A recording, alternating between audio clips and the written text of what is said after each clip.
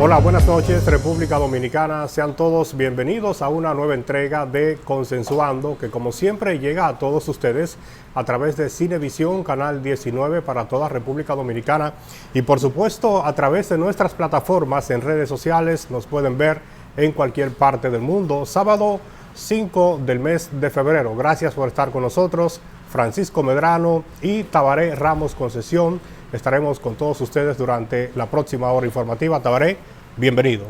Muchas gracias, Medrano. Muy buenas noches al público televidente y a los internautas que le dan seguimiento a este programa Consensuando, que tiene más de una década instruyendo e informando a todo el país acerca de los temas importantes de trascendencia nacional e internacional. Esta ha sido una semana bastante activa, la que acaba de transcurrir, la celebración de una reunión del Partido Revolucionario Moderno, debates en lo que tiene que ver con el fideicomiso, con Punta Catalina, debates también en lo que tiene que ver con la parte económica, del crecimiento económico de nuestro país, que hay una controversia con relación a las cifras que da el Banco Central y la discusión que ha planteado el expresidente Leonel Fernández. Por consiguiente, es un programa que apunta a ser de mucho interés en el debate de esos importantísimos temas. Así es, Tabaré, el debate sociopolítico en el país pues se ha agitado en esta última semana, y independientemente de que todos los temas que ha abordado son de mucha importancia, el que ha adquirido una mayor primacía es el relativo al fideicomiso de la planta generadora de electricidad de Punta Catalina. Recordemos que a raíz de una serie de manifestaciones de rechazo que se hicieron por distintas vías, el presidente de la República, Luis Abinader, pronunció un discurso la semana pasada en el que anunciaba que sería retirado, o más bien le estaría solicitando al Congreso Nacional que postergue la discusión de este proyecto, de este acuerdo de fideicomiso para la administración de Punta Catalina, hasta tanto la iniciativa sea discutida en el seno del Consejo Económico y Social. Y también Abinader, en su alocución, adelantó que estaría solicitando a la Cámara de Cuentas la realización de una auditoría financiera para saber cuánto le costó al Estado la construcción de esta termoeléctrica. Todo eso ha ocurrido. En este pasado jueves, el consultor jurídico del Poder Ejecutivo se trasladó hasta la sede de la Cámara de Cuentas, en la que depositó una comunicación. La misma contiene el mensaje del presidente Abinader solicitando a ese organismo auditor, ese organismo de fiscalización, que realice esa auditoría a la Cámara de Cuentas, y por supuesto se está a la espera de que empiecen las discusiones en el seno del Consejo Económico y Social. Sí, Medrano, definitivamente el tema Punta Catalina es uno de los más importantes que monopolizan la atención del país. Todos sabemos que es la obra más cara que se ha hecho en la República Dominicana. Ha estado signada por sospechas de que se haya cometido en el pasado actos de corrupción. En su momento también una asociación de periodistas indicó, de acuerdo a filtraciones de documentos, de que Odebrecht, que fue la compañía constructora principal del consorcio, pues supuestamente había entregado una cantidad cercana a los 30 millones de dólares por el soborno de esa obra. Todo esto se ve alimentado además de que tuvo un precio inicial de cerca de 1.945 millones de dólares, un precio que luego se excedió hasta cerca de 2.300, 2.400 millones de dólares. También siempre se ha discutido que si la planta ha podido o no generar la cantidad de megavatios que fue el compromiso. Ha habido también sectores que objetan de que esta planta, en vez de haberse hecho una planta a carbón, se hubiese hecho una planta utilizando gas, que era un combustible, gas natural, un combustible más limpio. Pero Punta Catalina es una realidad que representa un importantísimo porcentaje de la generación de electricidad en nuestro país. Es uno de los activos principales, posiblemente el principal en materia eléctrica que existe en nuestro país, y como tal el gobierno dominicano se ha dado la tarea de cuál es el mejor esquema o el vehículo a utilizar para la gestión y para el manejo de Punta Catalina a lo largo del tiempo. Se eligió esta figura del fideicomiso, que es una figura noble, que en los países anglosajones se denomina el trust, que normalmente se utilizan las personas que tienen muchos recursos, las familias adineradas que tienen muchos recursos, con la finalidad de que se le dé un uso eficiente, un uso eficaz a ciertos recursos o a ciertos patrimonios. En la República Dominicana, a partir del año 2011, nosotros tenemos una regulación del fideicomiso, pero una regulación más orientada hacia la materia privada. Por eso no le falta razón a algunos abogados que han indicado que desde el punto de vista público no es una figura que tiene regulación. Por eso ahora mismo en el Congreso Nacional se dice que se ha depositado un anteproyecto de ley con la finalidad de que sí sea regulado el fideicomiso, pero ya en lo que tiene que ver con la materia pública. Puntualmente el fideicomiso de Punta Catalina había sido ya aprobado, el contrato, quiero decir, en la Cámara de Diputados, prácticamente sin ningún sobresalto. Se dice que se reunió o se aprobó prácticamente al mismo tiempo que el fideicomiso de Pedernales, que es el vehículo también que se está utilizando para que pueda expandirse el desarrollo y se pueda explotar lo que es toda esa riqueza natural que existe en esta importante provincia de nuestro país. Lamentablemente, como ha ocurrido con otros proyectos, se aprobó con el informe de la comisión de la Cámara de Diputados y algunos diputados, con razón o sin ella, dicen que no leyeron el proyecto. Esas son las cosas que alimentan muchas veces la desconfianza del público en el Congreso, porque ¿cómo es posible que un diputado pueda decir que aprobó un proyecto sin haberlo leído, sin haberlo conocido, cuando es una de las funciones principales, si no la más, que tiene, de aprobar en el Congreso, además de fiscalizar, además de interpelar, en el caso de ser necesario? Pero el caso de la aprobación es la función principal de un legislador. Y antes de usted dar su aprobación a cualquier proyecto, lo mínimo que usted puede hacer no es solamente leerlo, sino también debe reflexionarlo, analizarlo y consultarlo, Medrano. Así es, mira, con relación a la suerte que corrió este contrato del fideicomiso en la Cámara de Diputados, es bueno destacar que el mismo fue estudiado en el seno de la Comisión de Hacienda que preside el diputado Bertico Santana, y es bueno explicar un poquito la operatividad de la práctica legislativa. El proyecto fue estudiado por los miembros de la Comisión de Finanzas, que la integran unos 15 legisladores, y estos aprobaron, emitieron un informe favorable, el cual fue llevado hasta el Pleno de la Cámara de Diputados. El presidente de la Cámara de Diputados, Alfredo Pacheco, utilizó una metodología que aparentemente no le permite el reglamento interno de la Cámara de Diputados de solicitar que se libere de lectura el proyecto, no así el informe de la comisión.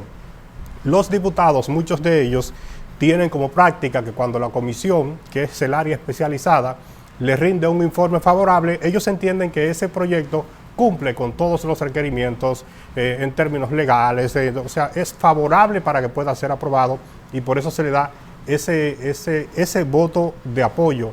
No están ellos sujetos a la lectura del proyecto íntegro, porque es bueno aclarar, un proyecto que se lea en el Pleno de la Cámara de Diputados no basta para que los legisladores lo entiendan en lo inmediato, y más algo tan complejo como es la figura del fideicomiso, que si bien es cierto, ya tiene unos cuantos años en implementación en República Dominicana, no todo el mundo lo entiende. Eso fue lo que pasó en la Cámara de Diputados.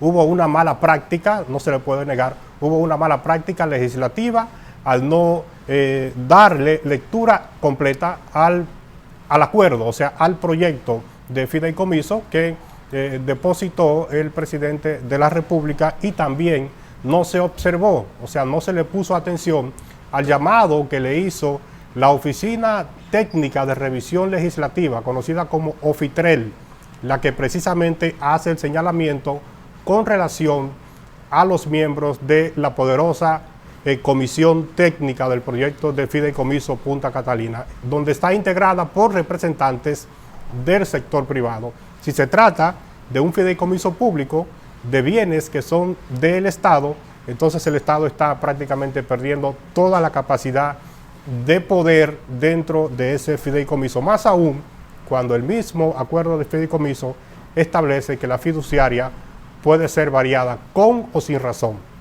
En un escenario en donde el comité técnico lo dirige un sector contrario al sector público y que se pueda variar la fiduciaria en este caso, entonces ya el Estado no tendría el control de ese importante activo de República Dominicana, y por eso vienen los cuestionamientos de que se le quiere regalar, de que se le quiere dar a otras manos que no son el Estado dominicano. Eso es con lo que respecta al proyecto de fideicomiso de Punta Catalina. Lo propio pasó en esa misma sesión en la que se aprobó ese proyecto, también fue aprobado el proyecto de fideicomiso o el acuerdo de fideicomiso pro Pedernales, el cual procura desarrollar el potencial turístico de la provincia de Pedernales. Yo me he dedicado durante un buen tiempo a analizarlo, a estudiarlo, a profundizar sobre los propósitos y las intenciones de este fideicomiso pro Pedernales. Es innegable que el mismo procura que sea desarrollado el polo turístico de Pedernales, pero bajo las condiciones en las que está estructurado, yo entiendo que también es lesivo al interés público nacional. ¿Por qué? Porque el Estado dominicano se está despojando de su principal bien, que es la propiedad de las tierras que conforman todo el área de expansión turística de Pedernales, para ponerla a disposición de inversionistas. Y se pudiera decir, bueno, pero estamos procurando que la inversión venga, que vengan inversionistas extranjeros, que la inversión local también se motive a construir en Pedernales, a desarrollar ese importante polo turístico. Pero, ¿saben ustedes?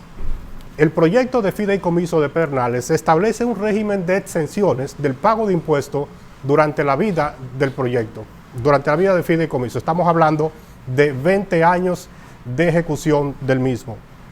Ese régimen de exenciones del pago de todo tipo de impuestos en República Dominicana, que va a favorecer a inversionistas privados que van a construir propiedades privadas en terrenos que son del Estado dominicano, y que también se abre la posibilidad de que el Estado le pueda llevar hacia el Congreso Nacional la posibilidad de adquirir esos terrenos.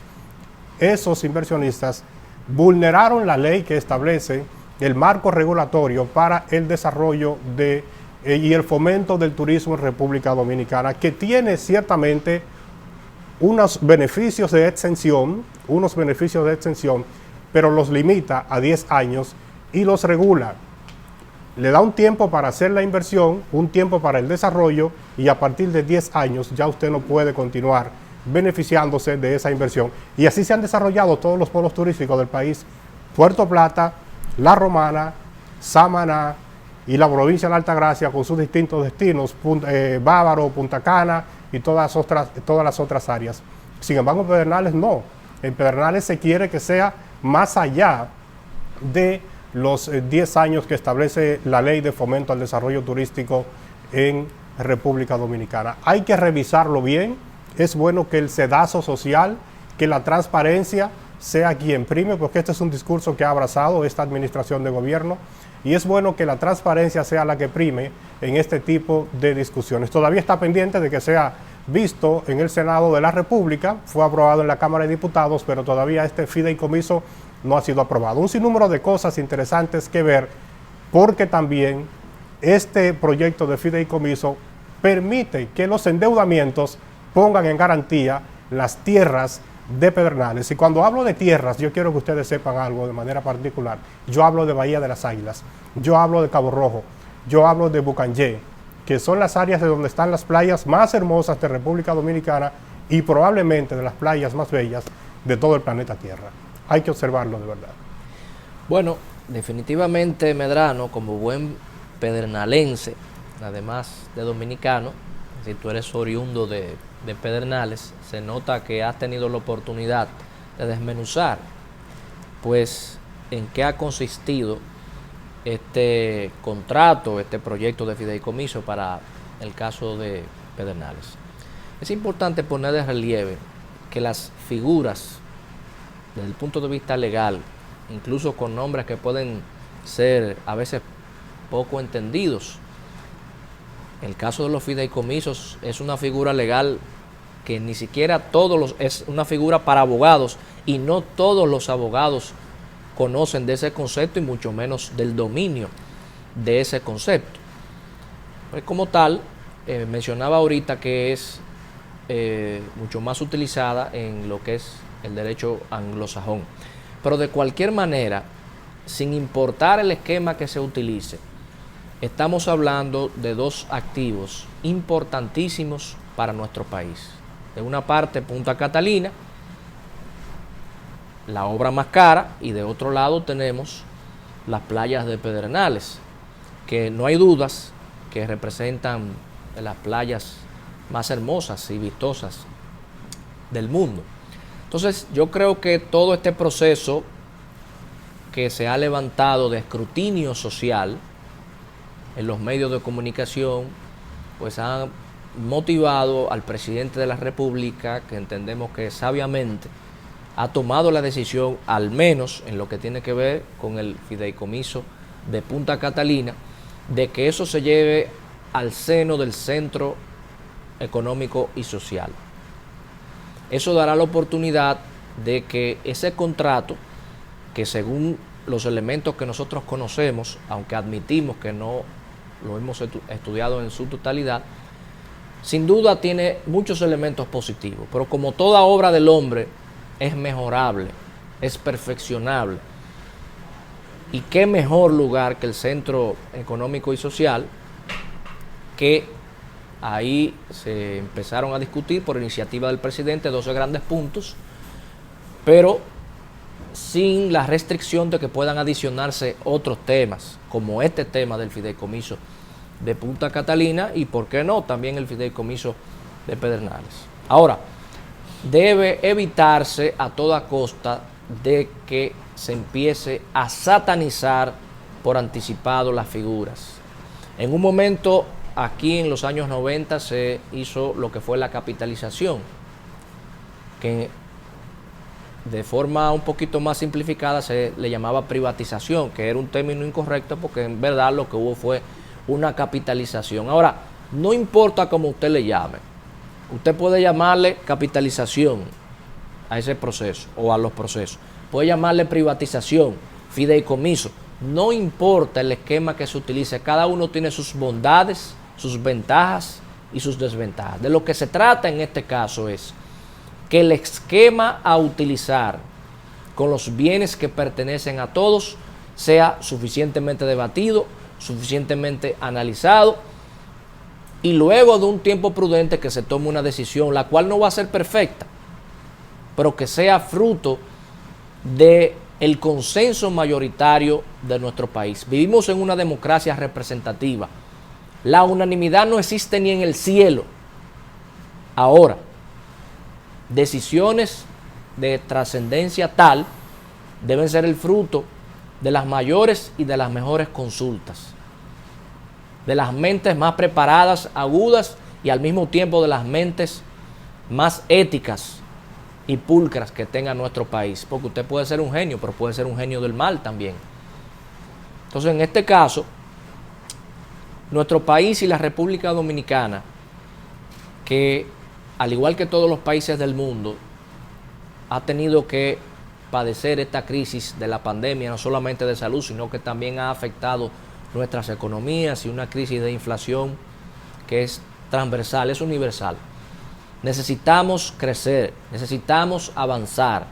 No podemos permitir que discusiones se conviertan en infinitas y que no se tome una decisión. Por tanto, saludamos la decisión del presidente de que se lleve al Centro Económico y Social la discusión de lo que tiene que ver con el fideicomiso de Punta Catalina y con el fideicomiso también, ¿por qué no?, de Pedernales. Pero luego de esa discusión, a sabiendas de que en nuestro país sí no le damos un tiempo prudente a esa discusión para luego tomar una decisión, sencillamente no vamos a poder hacer nada. Que se discuta, que se analice, que se pondere, que se consulte a todo el mundo, pero que se tome finalmente, luego de algunos meses, la decisión que más convenga al interés del país, al interés nacional. Bueno, vamos a nuestra primera pausa comercial en Consensuando. La invitación para que sigan en sintonía. En tan solo segundos estará con nosotros la abogada Patricia Santana Nina. Ella es experta en Derecho Constitucional, Derecho Administrativo. También conoce bastante sobre las discusiones para reformar el Código Penal en República Dominicana y también sobre Derecho de Género. Así que no le cambien, ya regresamos en breve.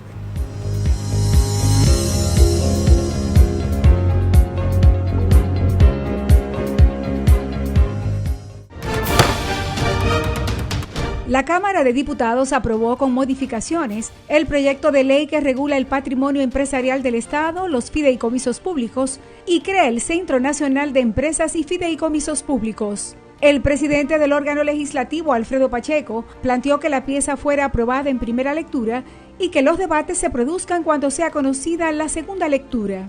En otra información, Pacheco recibió la visita de cortesía de una delegación de los Carabineros de Chile, encabezada por su director, el general Ricardo A. Yáñez Rebeco. Durante el encuentro, en el que también participó el ministro de Interior y Policía de República Dominicana, Jesús Vázquez Martínez, Pacheco agradeció la colaboración de los Carabineros de Chile para la seguridad ciudadana en República Dominicana. En otro orden, los diputados guardaron un minuto de silencio por la memoria del sacerdote padre salesiano Luis Rosario y Rafael Díaz, padre del diputado Manuel Díaz y Sergio Rafael Vargas Puentes. Cámara de Diputados de la República Dominicana.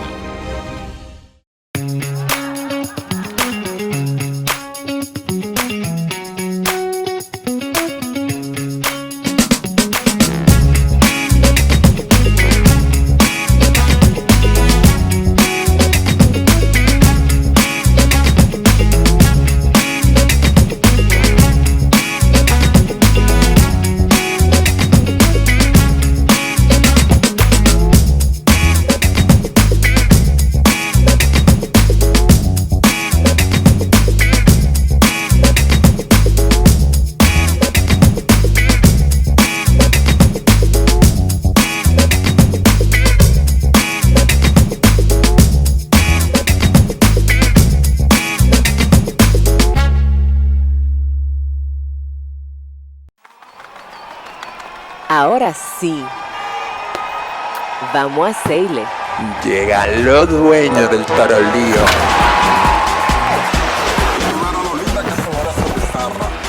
Porque aquí se ruge. Y vamos trotando hacia la cima. Pero en un elefante, el país se convierte en un play. Para reservarte por la pelota. Y vuelve más fuerte que ayer. Por los 411 que la bota. Por los 411 que la bota. Para reservarte por la pelota. Banreservas, patrocinador oficial de la temporada invernal de béisbol 2021-2022. Banreservas, el banco de todos los dominicanos. La industria nacional avanza y en el MIC queremos que seas parte de este desarrollo. Hemos creado el primer newsletter de la industria nacional, a través del cual podrás recibir cada semana actualizaciones sobre lo que estamos haciendo para reactivar la economía. En el nuevo newsletter MIC te informamos cómo estamos aportando a la economía nacional. En el MIC estamos cambiando. La empresa de transmisión eléctrica dominicana, ET, está enfocada ahora mismo en resolver un problema que tenemos en la ciudad de Nagua. Esto es como consecuencia, evidentemente, de las altas temperaturas que está presentando todo el territorio nacional, y una alta temperatura va acompañada automáticamente de una demanda de electricidad, de una mayor demanda de potencia. Actualmente, Nagua tiene un transformador instalado de unos 30 MVA, y la demanda está llegando a unos 34 MVA. Esa móvil que sale hacia la ciudad de Nagua es una móvil que vamos a instalar de manera provisional, que es de unos 70 MVA, hasta tantos nosotros podamos transportar un transformador que tenemos en la ciudad de San Juan de la Maguana y que va a ser llevado hacia Nagua, y vamos de esa forma a poder resolver ya de manera definitiva la demanda que tendría Nagua quizá por los próximos 10 o 15 años.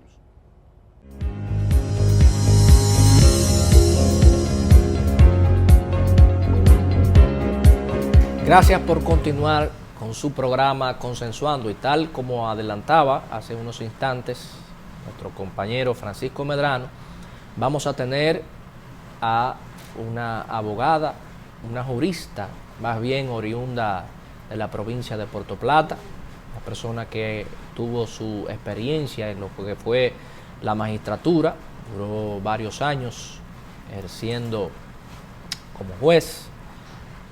Obvio, una preparación también en la Escuela Nacional de la Judicatura, catedrática de las principales universidades de este país, Pontificia Universidad Católica Madre y Maestra, la UNFU, también empoderada de muchos temas de la agenda progresista, que otros llaman agenda liberal, asesora del senador por la provincia de Santo Domingo, del senador Antonio Taveras, en lo que tiene que ver con el Código Penal, empoderada de los temas. Ella es una declarada feminista, además amiga, una elegante, oriunda de Puerto Plata.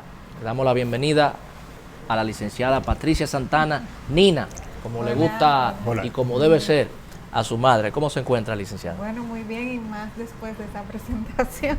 Claro, claro. Agradecida de estar aquí con ustedes.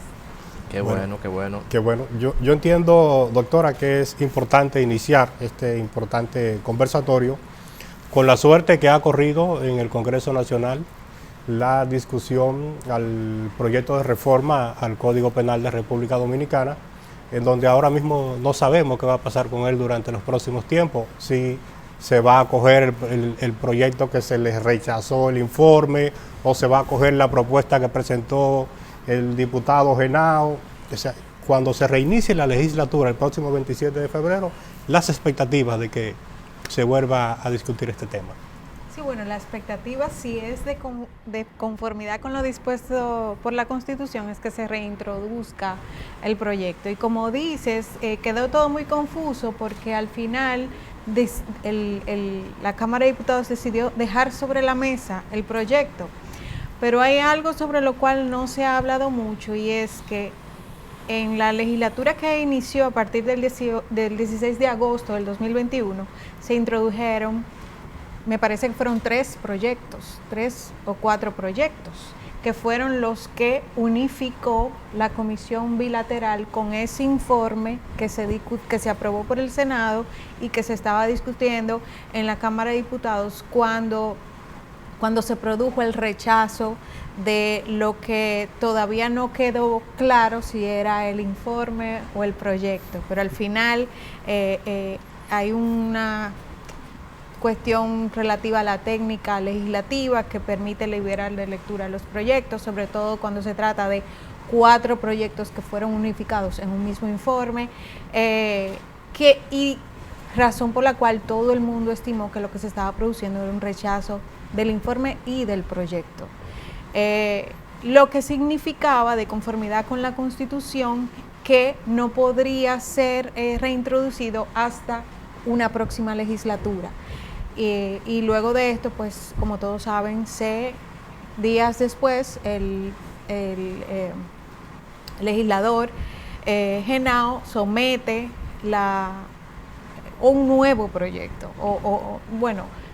el argumento es que era lo mismo, pero en realidad somete un nuevo documento para discusión, lo que llamó la atención de juristas y sobre todo de los que nos consideramos constitucionalistas con relación a si se trataba esto de un fraude a la Constitución o no, porque se estaba reintroduciendo un documento que básicamente era el mismo. No obstante, la Constitución impide la discusión de un proyecto rechazado en una legislatura hasta que no comience la otra. Y entonces la situación es que al dejarlo sobre la mesa, lo que entendemos es que se va a reintroducir un nuevo proyecto o por lo menos eso es lo que esperamos.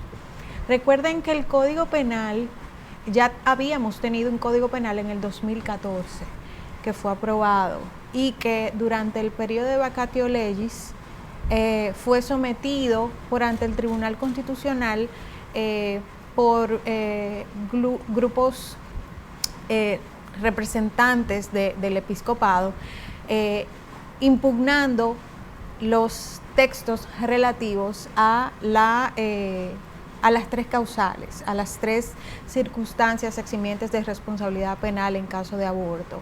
Sin embargo, el Tribunal Constitucional, cuando conoció del proyecto, lo que advirtió fue que se había violado el procedimiento de aprobación de una ley y por tanto declaró el texto completo inconstitucional. Entonces, me parece que fue sabio por parte de los legisladores dejar sobre la mesa o detener cualquier propósito de discutir y aprobar un proyecto bajo esas circunstancias y hacerlo de conformidad con la Constitución para que no se vuelva a repetir la historia que se produjo con esa sentencia 599 del 2015 del Tribunal Constitucional. Vamos a ir definiendo primero, porque aunque hay cierto consenso, algunos juristas importantes han tenido opiniones disímiles. El Código Penal, de acuerdo a su apreciación, ¿sería una ley orgánica o no? Es una ley, pienso que por la naturaleza de lo que se aborda en este texto normativo, no hay una ley más orgánica que el Código Penal. O sea, el Código Penal definitivamente es una ley orgánica y por tanto para su aprobación requiere de una mayoría calificada. Ahí vamos. Porque estamos hablando del texto que establece no solamente los tipos penales, sino las sanciones que implican privación a la libertad. Y definitivamente que estamos hablando de que el derecho a la libertad física de las personas está regulado mediante este texto, porque ¿qué forma más gravosa para el derecho fundamental a la libertad física resulta ser la privación de la libertad? Entonces, de hecho, hay jurisprudencia española en este sentido, donde dice precisamente que por la naturaleza de lo que se regula a través de un código penal y precisamente porque regula la libertad de las personas, que es un derecho fundamental, tiene que ser aprobado mediante ley orgánica. La Constitución, para quienes no manejan estos temas, es bueno decir que la Constitución establece dos mecanismos para aprobación de las leyes ordinarias, que para aprobarse requiere una mayoría simple, y las leyes orgánicas, que son las que regulan, entre otras cosas, derechos fundamentales, para cuya aprobación requiere de una mayoría calificada. Doctora, perdón, Tabaré, yo en esta discusión quiero hacer un ejercicio de colocarme en el centro, porque las discusiones más álgidas en torno a la reforma al Código Penal se han sustentado sobre la posición de la Iglesia Católica con respecto a sus planteamientos de el respeto al derecho a la vida, su contravisión hacia el aborto, con relación a las libertades de la preferencia sexual, que si un sinnúmero de aspectos que se entiende tienen que ser discutidas en el Código Penal. Y del otro lado están los movimientos que abogan por la defensa de los derechos de la mujer, otro tipo de derechos de los seres humanos. Entonces, se juega como a tumbar pulso en el Congreso, o sea, ¿quién tiene más fuerza? Yo pongo una bandera verde, yo pongo una bandera de otro color. Mas, sin embargo, no se ve la intención de que esos grupos, vamos a llamarle grupos independientemente, tengan como una mesa de diálogo, de consenso. O sea, es simplemente yo planteo mi posición, yo desautorizo o le quito calidad a aquel para discutir, y presento mi propuesta, y mi propuesta tiene que ser acogida porque es la que yo entiendo es la viable. Pero yo no veo que hay una intención de sentarse y que se pueda producir un proyecto de modificación al Código Penal en donde todos nos sujetemos a lo que indican, pero sobre la base del consenso, no sobre la base de una imposición, ni siquiera de los partidos políticos, porque en este caso los partidos no han podido. Hay gente que tiene sus creencias religiosas en la Cámara de Diputados que por nada del mundo le va a votar por un proyecto de ley que ellos entiendan atenta contra la vida y más cuando se trata del tema de embarazo. Y lo propio del otro lado, otros tipos de legisladores que no van a hacer lo que también apuesta la Iglesia Católica. A mí la respuesta a esto, yo pienso que la da la misma Constitución, la dan los convenios internacionales de derechos humanos, la da la doctrina relativa de derechos humanos tanto de la Corte Interamericana de Derechos Humanos como de otros organismos internacionales de derechos humanos que tienen la capacidad de decidir, porque lo que pasa aquí es que el derecho es lo que debe primar a la hora de legislar.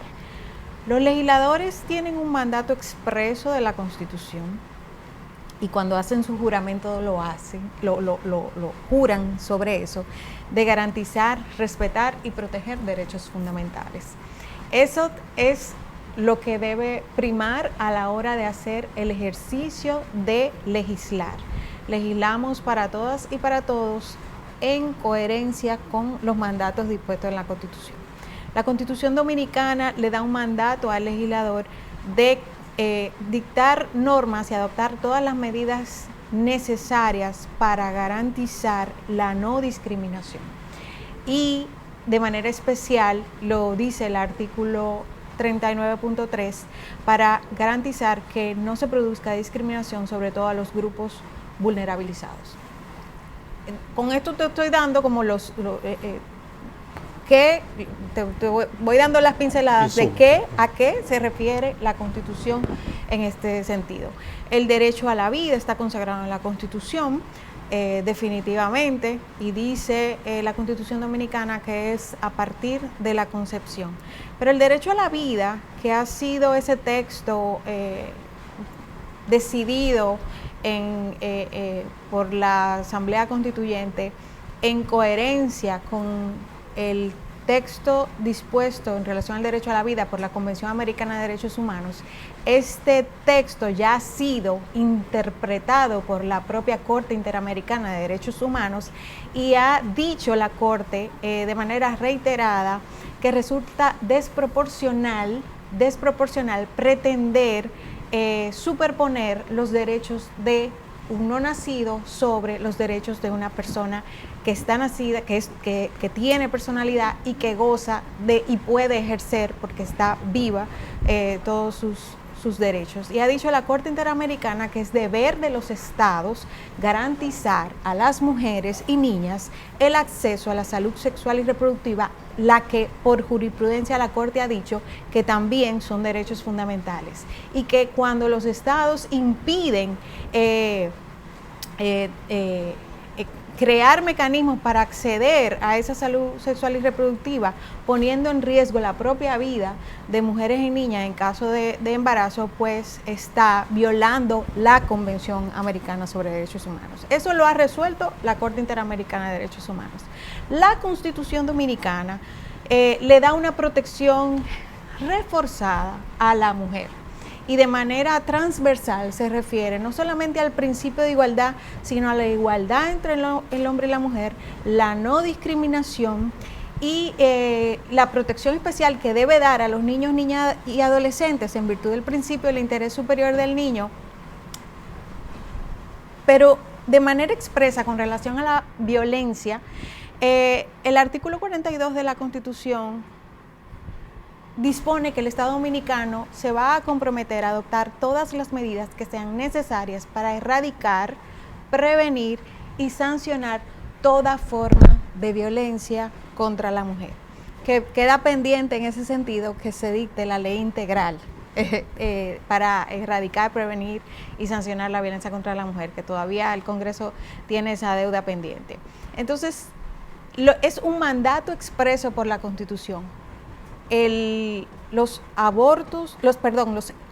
embarazos forzosos, como los abortos forzosos que se producen en aquellos países donde existe, por ejemplo, la política del hijo único, que si tú te embarazas más de una vez te obliga el Estado a abortar, porque si no te pone una multa. Tanto los embarazos forzosos como los abortos forzosos constituyen violencia estatal, y así lo ha sido denunciada por todos los comités de derechos humanos que estudian el tema de la violencia y que incluyen dentro de los tipos de violencia que vienen directamente del Estado aquellas disposiciones o aquellas legislaciones que obligan en determinadas circunstancias que pueden significar actos de tortura, como es el ejemplo de las 3 causales. Entonces, las 3 causales son el centro de la discusión, porque como feminista podríamos estar hablando de despenalización del aborto. Yo particularmente considero que el aborto no es un tema de derecho penal, sino un tema de salud. Entonces, sin embargo, las 3 causales son el centro, y ese centro es sobre el cual, en virtud de la protección especial que le da y reforzada que le da la Constitución a las mujeres y las niñas, los legisladores deben enfocarse, no en sus creencias personales. No se puede legislar en base a creencias personales. Vamos a una pausa comercial, vamos a seguir con esta interesante entrevista y por supuesto estas importantes orientaciones.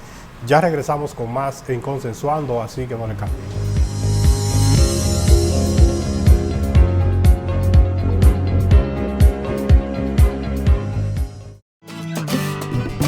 Un país en el que vivir dignamente es un derecho, con políticas sociales que ayudan a salir de la pobreza. Un país en el que la gente del campo tiene apoyo para producir los alimentos que necesitamos. Determinado a vencer los obstáculos, para volver al trabajo y salir adelante. Con una justicia independiente que hace respetar la ley y defiende nuestros recursos. Unidos lo lograremos. Estamos haciendo historia.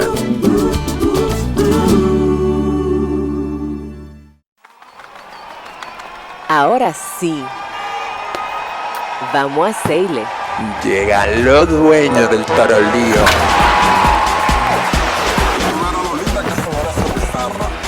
Porque aquí se ruge. Y vamos trotando hacia la cima. Pero en un elefante, el país se convierte en un play. Barranselva activó la pelota y vuelve más fuerte que ayer. Por los 411 que la bota, por los 411 que la bota. Barranselva activó la pelota. Banreservas, patrocinador oficial de la temporada invernal de béisbol 2021-2022. Banreservas, el banco de todos los dominicanos.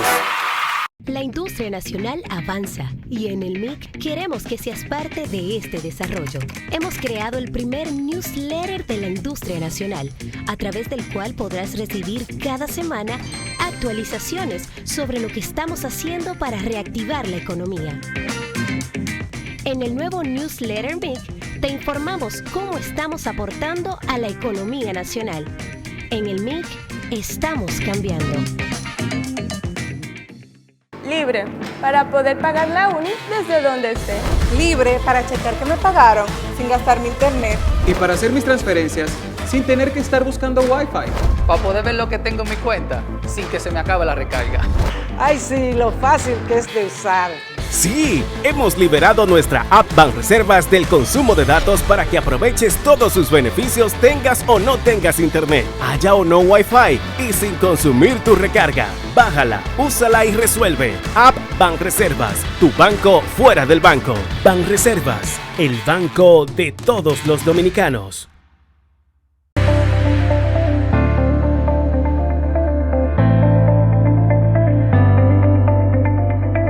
Al montarte en nuestros autobuses, utiliza tu mascarilla. Con esto te proteges y nos ayuda a detener la propagación del virus. Ayúdanos a ayudarte.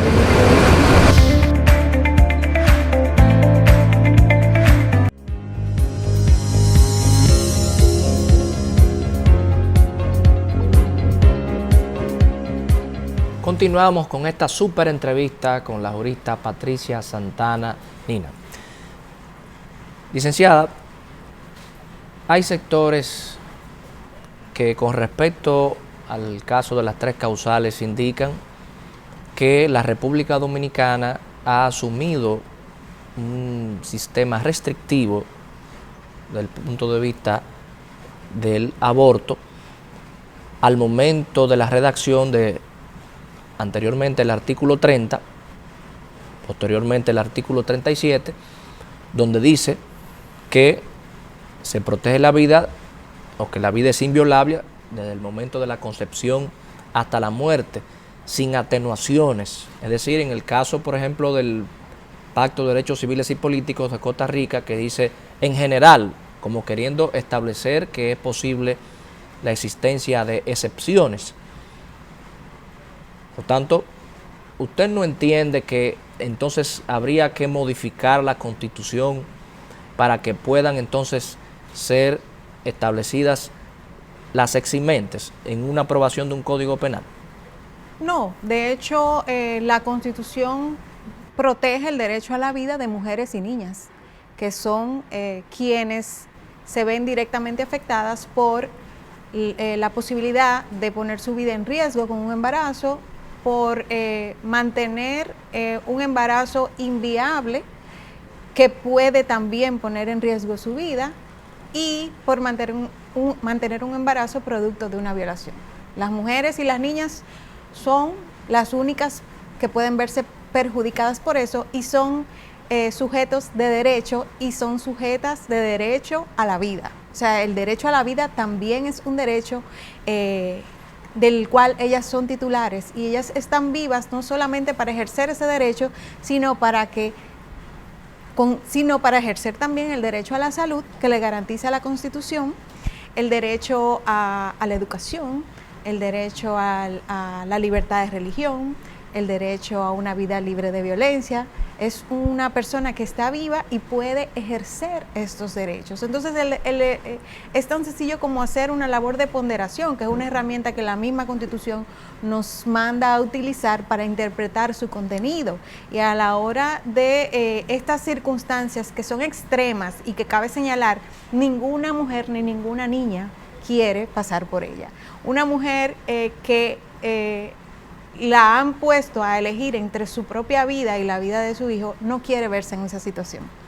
Una mujer que está esperando y deseando este embarazo y resulta que le digan que el producto que está dentro de ella no va a sobrevivir, no quiere pasar por esta situación. O sea, esas primeras dos circunstancias son generalmente embarazos deseados.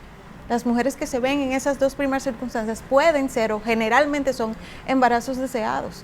O sea, y no quieren tener que tomar esa decisión. Y evidentemente que nadie, ninguna mujer, ninguna niña quiere ser objeto de un delito tan atroz como el de la violación. Dar a luz el producto de una violación y todo lo que esto implica con relación a todos los derechos que se ven vulnerados y que se ven afectados, y el daño que esto produce en la psiquis de una persona, en este caso de una mujer o una niña, al conservar el embarazo de un hecho tan atroz como una violación. O sea que el Estado hace esta ponderación, este ejercicio ponderativo en estas circunstancias tan extremas y tan indeseadas, dentro de las cuales el consenso debería ser eso. No pueden haber, el punto medio son las tres causales. Esa es la situación ahora. Quisiera cambiar de tema, no desaprovechar su presencia esta noche. Usted forma parte de la mesa temática sobre transparencia e institucionalidad en el seno del Consejo Económico y Social, y precisamente en esta semana que recién finaliza se han iniciado las primeras reuniones de ese amplio trabajo que le corresponde realizar. Hay un sinnúmero de propuestas de reformas que van desde la modificación a la ley electoral, la ley de partidos políticos, la Constitución de la República, la composición del Ministerio Público, la creación de un Ministerio de Justicia, modificación a la composición del Consejo Económico y Social, atribuciones que le competen al Tribunal Superior Electoral, al Consejo Nacional, más bien al Consejo Superior de la Suprema Corte de Justicia, Tribunal Superior Administrativo. Discúlpeme que le esté mencionando así, pero es que la pregunta también va sintonizada en ese ánimo. Queda poco tiempo para las próximas elecciones, ya prácticamente, o para por lo menos organizarla, y queda poco tiempo para que se escojan nuevas autoridades, independientemente en el Poder Ejecutivo o Poder Legislativo.